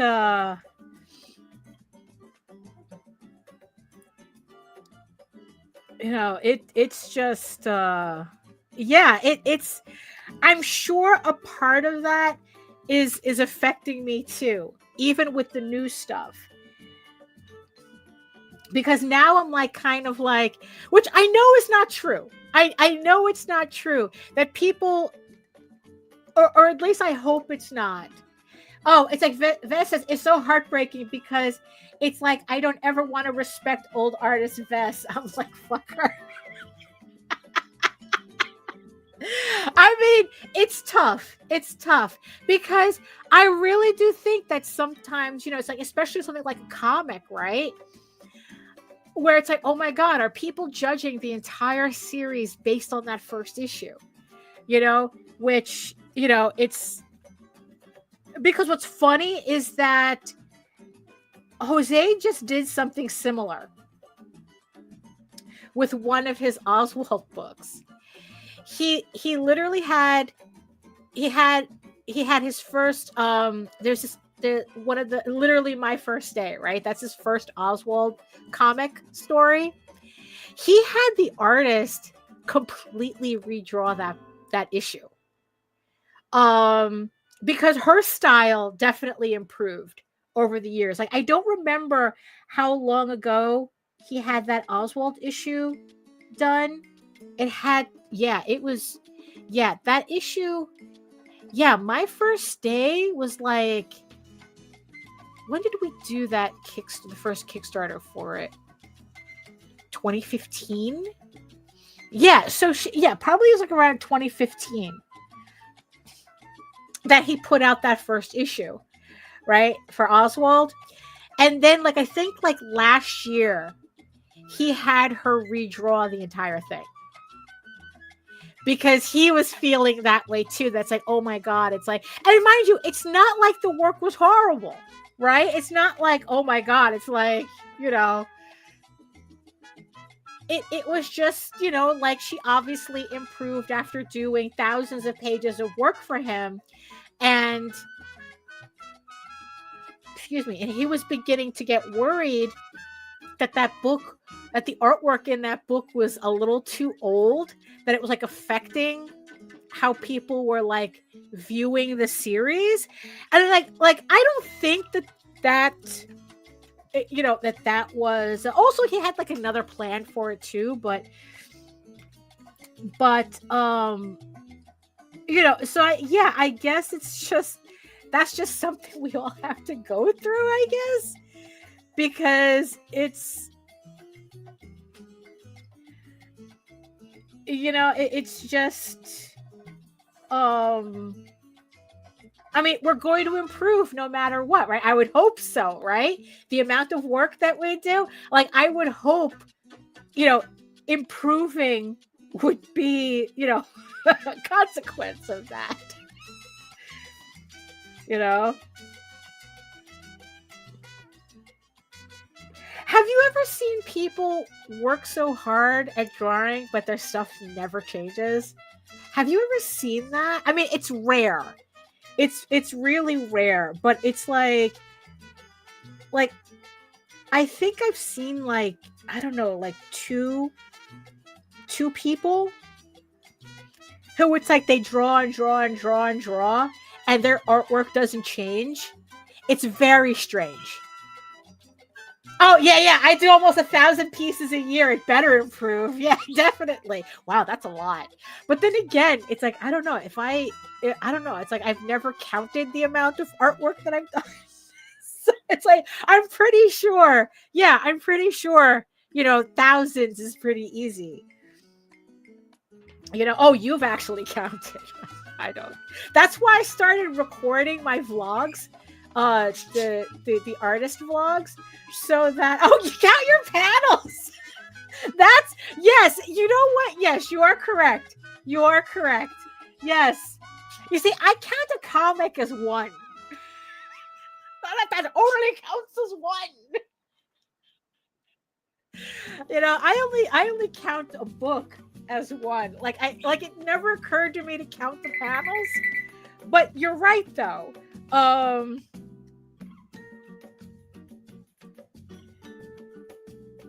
You know, yeah, we're doing thousands of little pictures, right?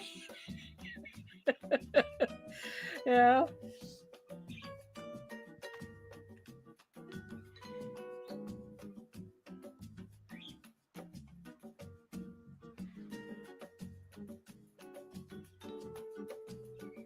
Oh, by the way, do you write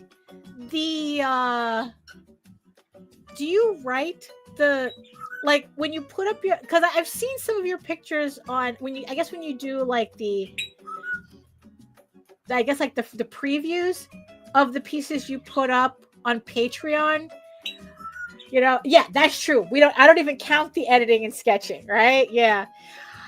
But it's like, you have, you know, so I would see the picture that you put on Patreon, you know, like the preview, and then you would have this story underneath. Do you write that? Is that because it's like, why aren't you writing a novel? You know, I mean, but I mean, is that your oh yeah, that's because I'm sitting there reading this going, why aren't you writing a novel? Are you writing a novel? You know, like, Oh yeah, because it's like there was some dialogue in yeah, you really should. You really should. Because there was also some dialogue on that character thing. And it was like, are you writing a novel?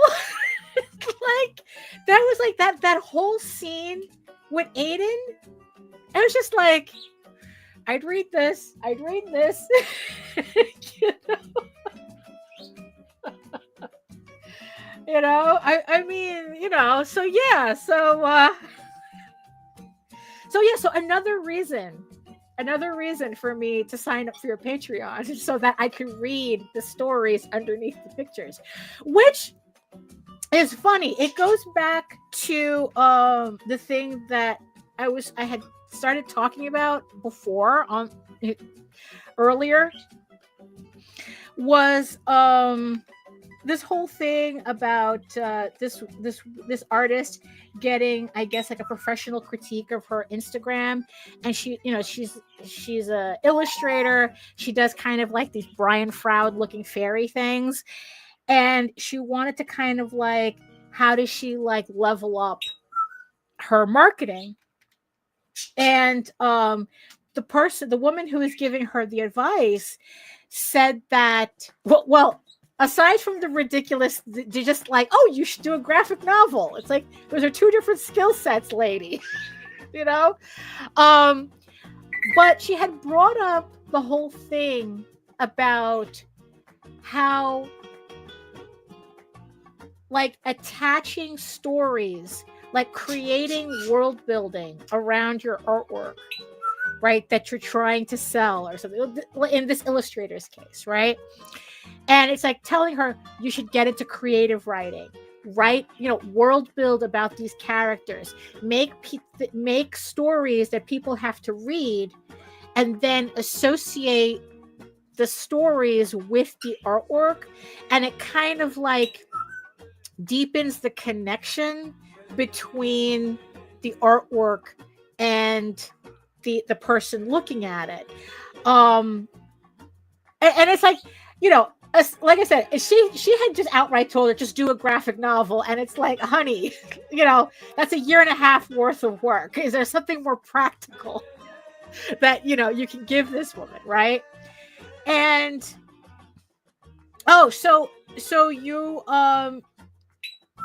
so when I saw your pieces with the story underneath, it's like, so you really do see a reaction to that? Like, people actually stop to read that, you know?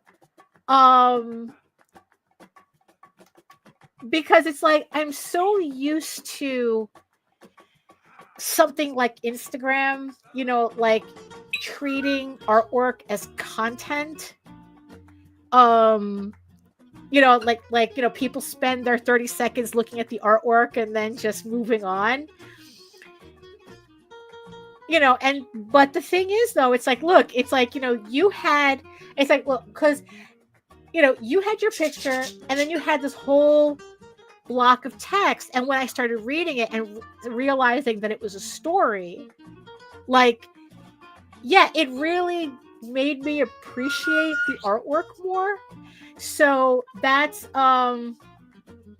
it's like, yeah, especially she says, especially because I have readers in my community, they like that stuff even if it's just a blurb. You know, because Jesus. You know, it's like yeah, so that's probably something that, you know, like because you would think that the comic would just be obvious, but it's not. And I guess, like, on a lot of social media, like, people don't kind of expect it to be a story. But yeah, so I would have to experiment with that. So, you know, just kind of like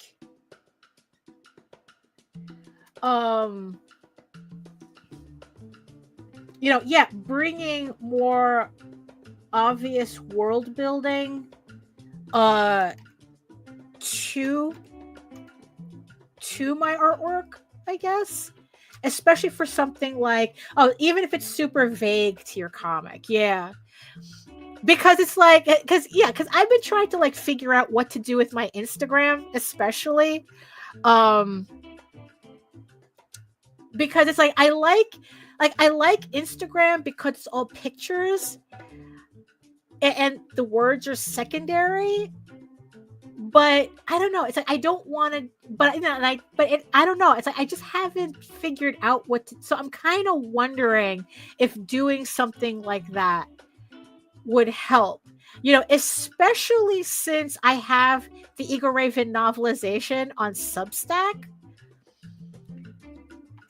You know, so kind of like, I don't know, like do something where I'm combining. Yeah, where I'm combining the text from the novelization with the artwork on, you know, on Instagram or something. Like it could even work on Patreon too. My Patreon's a mess. It's like I'm still trying to figure out what. Right now, I'm using it more like a bulletin board.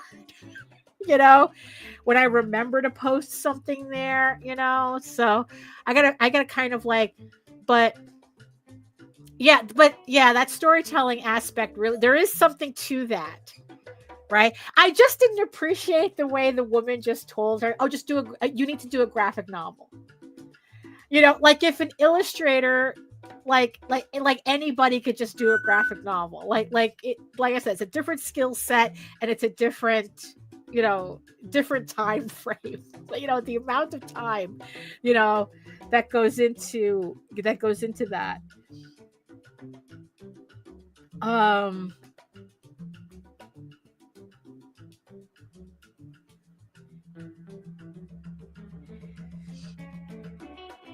So I have to play around with that idea. Yeah. I have to play around with that idea. I mean, granted, I also have to finish the interview. I have to finish the video that I was watching so I can get more context for the information that she was giving the lady. But yeah, exactly right. People don't understand the crap we deal with when doing that. She needs to drop an art book. Yeah, she just said it like it's like, oh, you have to do a graphic novel, and I go, oh my god! I thought like. I'm sure you must have had like the people go, oh, you should do this, you should do that, you should do, oh my god, you should do a children's book, you should do, like they're just drowning you in shoulds. You know, like I really do have like visceral reaction to hearing the word should. It's like whenever I hear anyone say you should, it's like my brain stops. You know? It's like I'm so traumatized by how many people, like complete ass strangers, would just like have no qualms of just like telling you what to do. It's like you have no idea what I do. You have no idea what it takes to do a comic. You don't even have an idea how what it takes to do a children's book, and you're just casually just saying, "Oh, just you should do a children's book." Oh, no shit. Gee, why didn't I think of that? You know.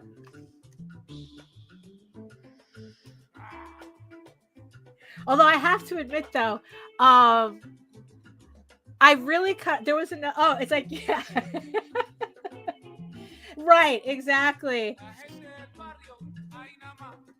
Like the other one that I would constantly get is that, oh, you should work for Disney. Or do you work for Disney? You should work for Disney. They would so hire you. And it just got to a point where I told them, I've tried. They don't want me. Shut them up really fast. It's like, oh, you should work for Disney. Well, Disney doesn't want me because they keep rejecting my portfolio. You know?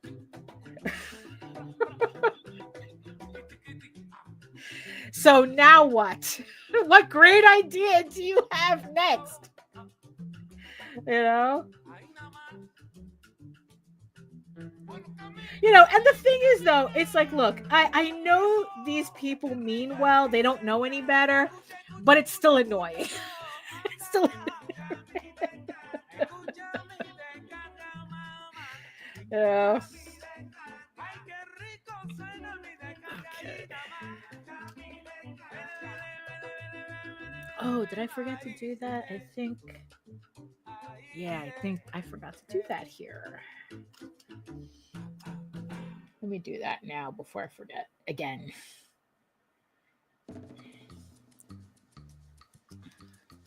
I forgot to color in my lines.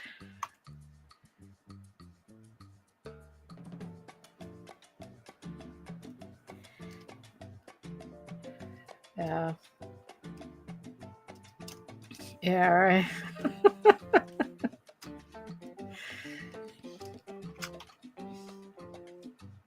Oh, man.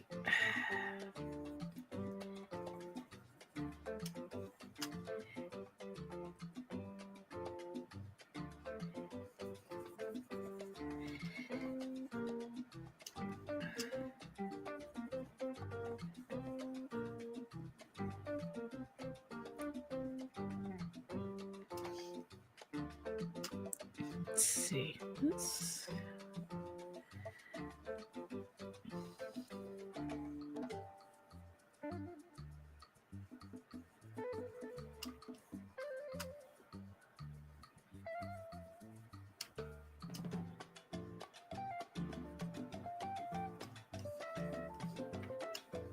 Mm-hmm.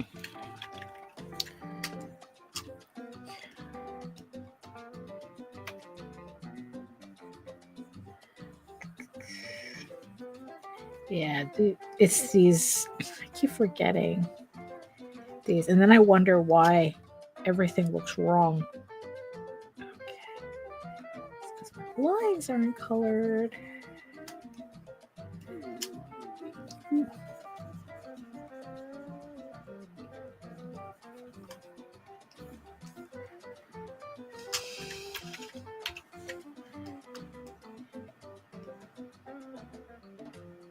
Okay, all right, good.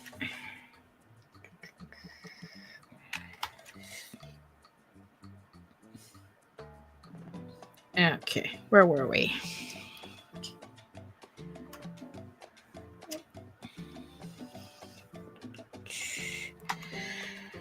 Ay.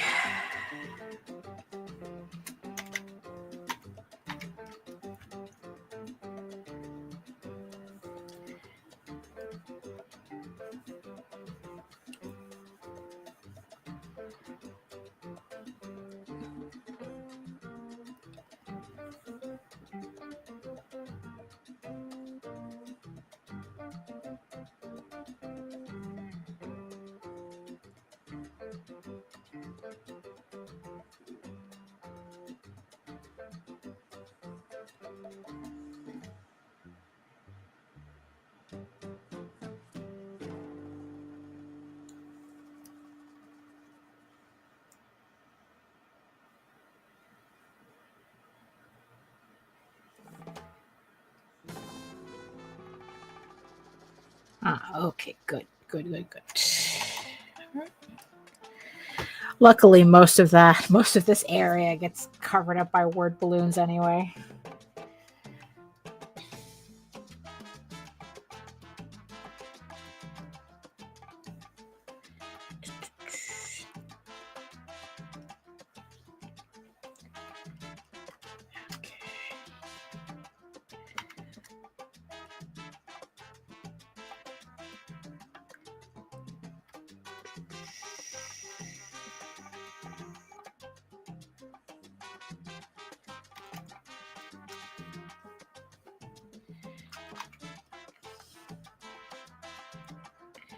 Yeah, I'm just trying to get this this panel finished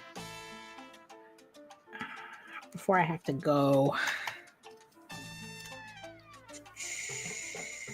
Well, finished in terms of prep. Actually, this is more prepping than anything because I still have to obviously put the flats down, but I don't want to worry about that now. I can go back and do that later.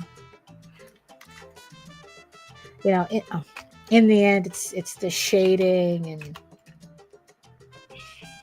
and the inking that takes up the most time.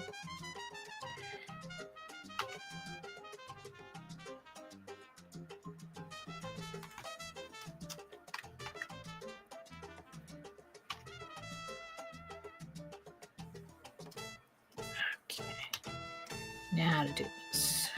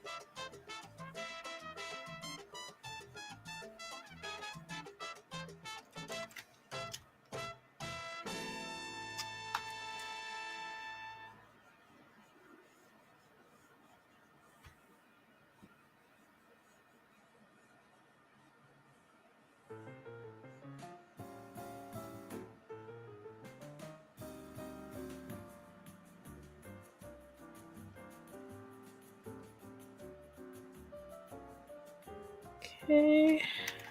All right. So now to color in those lines. I think that's one panel, and then that'll be one panel down, essentially.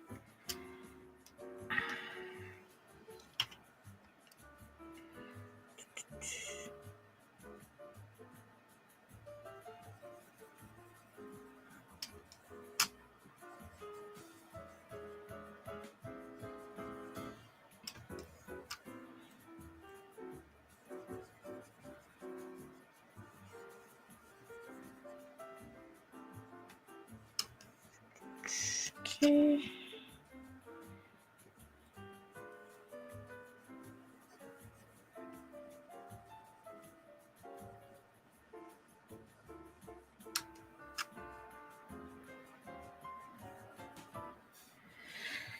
There we go. Oh, and I forgot this. So we can put that here. Oh, actually.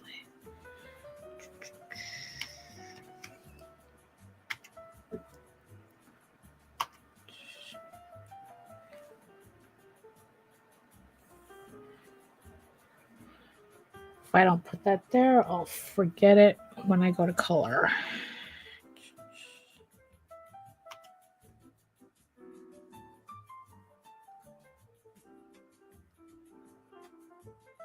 Oh, it doesn't work like that. Okay. So just do it this way then.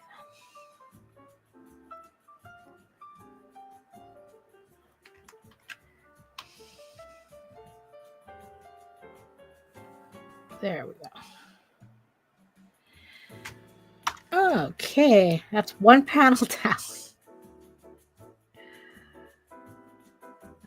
Okay, so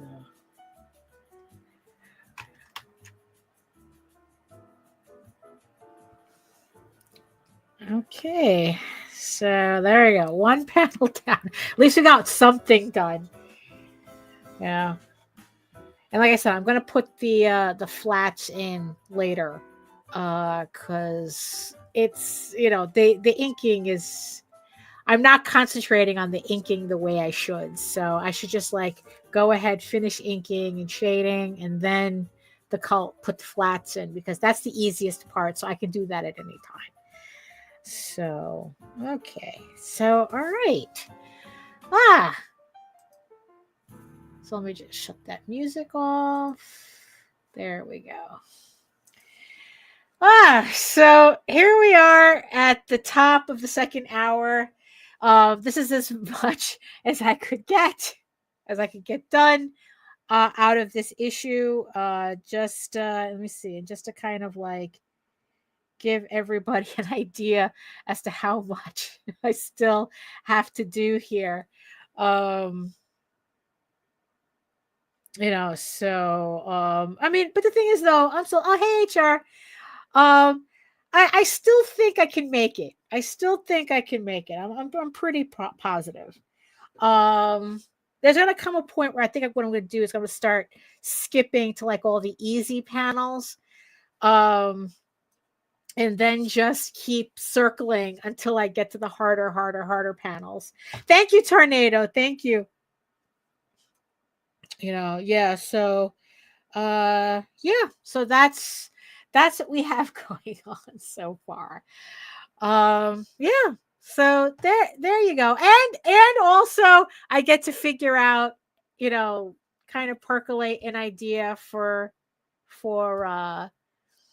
my Instagram page, trying to figure out what to do with that. And it just reminds me also to sign up for Visenia's Patreon. So there we go. I think we did that was a pretty good to-do list today. I mean, in the end, it's like that's why I like doing the streams like this, because if I have an issue, it's kind of like I have you guys to help me sort through it and kind of like figure things out. And it usually happens a lot faster by committee, I guess, than if I'm just sitting here talking to myself trying to figure it out. Because it's like, look, it's not the first time the chat has come in clutch, and helped me figure out stuff. So, so that's why, I will always appreciate everybody who joins me on the stream. You could be doing anything else, but you spend the 2 hours here helping me problem solve. So I really have to thank everybody for that. Thank you so much. Oh my goodness. So oh, you're switching between shows. Oh, thank you. So that's it for the stream, at least. I'll probably get another panel done for tonight, just to kind of keep it moving. Because there's a couple of panels there that are really easy to do, so I could just do those, and then I think I could make it. I think I can. Lou says, it's like Lou says, it's kind of satisfying to see the thumbnails being filled. I swear to God, that was probably like the main thing that I really enjoy about Clip Studio Paint, is that it gives me kind of like this visual as to how much I have left. And it is very satisfying to finish a page and then see it fill up on the thumbnails. And it's kind of just like it's kind of nice to see. It's kind of like a little checklist. That's like, okay, you have, and it's a nice visual representation of what I have left to do. Which, I mean, looking at it, actually doesn't seem like a lot. It's like I said, we have kind of like 13, 1, 2, 3, 4, 5, 6, 7, 8, 9, 10, 11, 12, 13, 14. Well, it's 13 if you consider the one page, the one page here, that just needs the flats. Like I said, I could do that at any time. So it's like I have like 13 pages to just kind of like fill in, and then that's it. Aside from putting in the flats, but I really also, I think Clip Studio Paint is on sale again. I just read somebody saying that although make sure that if you want to use Clip Studio for this, get EX. It's a little bit extra, because I know like the base Clip Studio is, I think, like $23.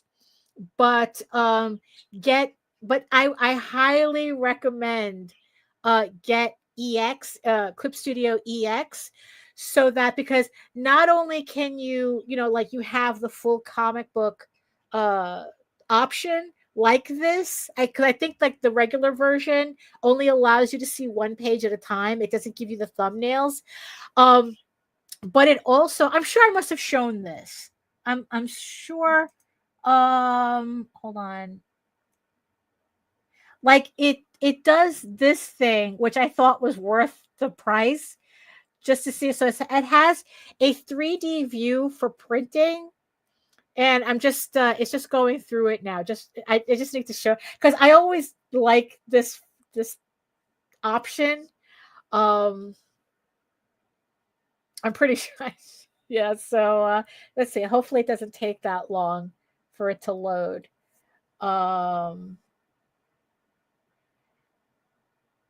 Okay, it's beginning to go through each page now. Because yeah, it's like I just want to show this part.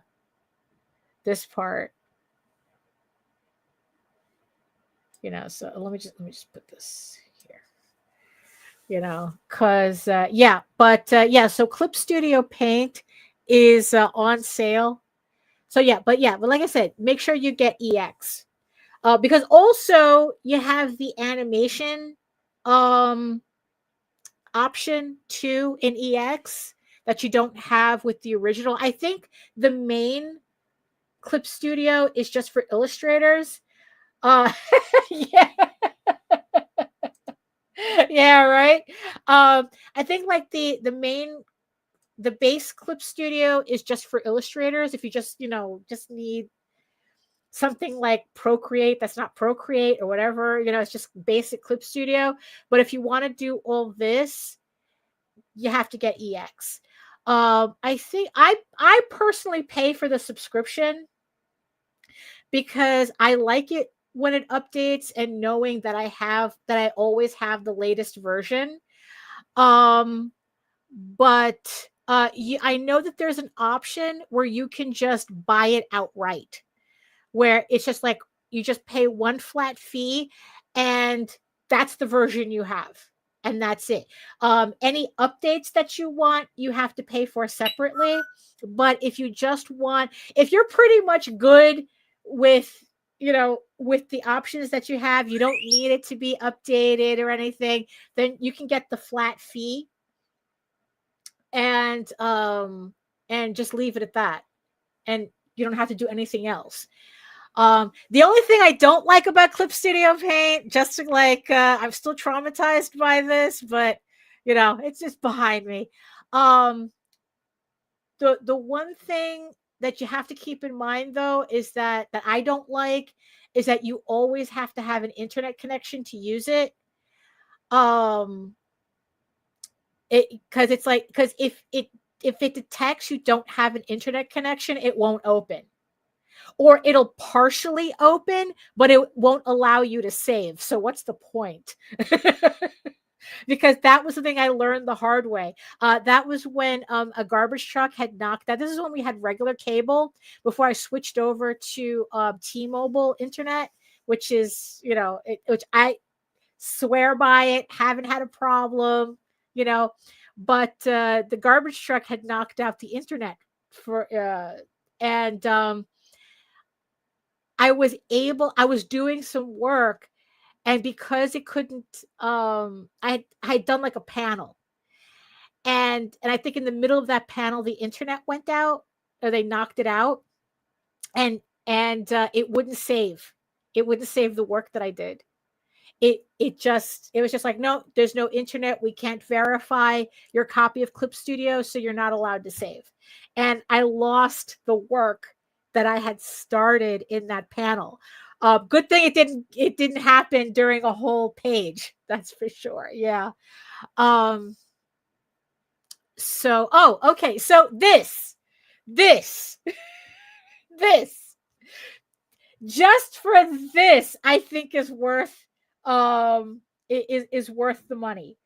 Clip Studio, so that it gives you a mock-up, a 3D mock-up of what your book will look like, to make sure that the binding's correct. and I just think this is really cool, to be able to do this and just to see the pages. Now, of course, I don't letter in Clip Studio. I don't do it's like, and I do the covers as a separate piece.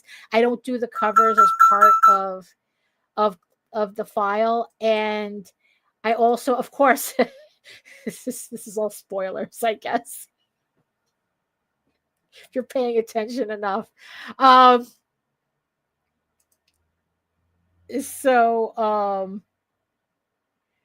so I just really like this option. I just really like this option. I mean, is that cool or what? But yeah, the full version, get the EX. Just pay for EX, it'll be worth it, because you're only going to end up upgrading anyway. Not sponsored. Not sponsored. I just really, really owe a lot to this program. I don't think I would have been able to accomplish as much work as I have on this comic if it wasn't for Clip Studio. So I swear by it. I swear. I think that if I was still doing this, if I was still working traditionally, I wouldn't even be this far. It's like, I don't think so Clip Studio. Just buy it. You want to use it anyway, just buy it. Oh my goodness. So, all right. So let me just get back here. So again, thank you everybody in the chat. Thank you, Pulses. Thank you, Vest. Thank you, HR. Thank you, Tornado. Thank you, Lou. Thank you, Melissa. Thank you, Joseph. I think, did I get everybody? If I didn't get you, Ephraim, Grant, hello, welcome.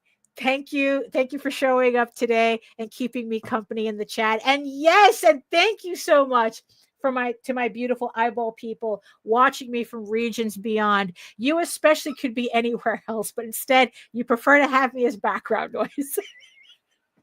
And I appreciate you for that. Thank you so much.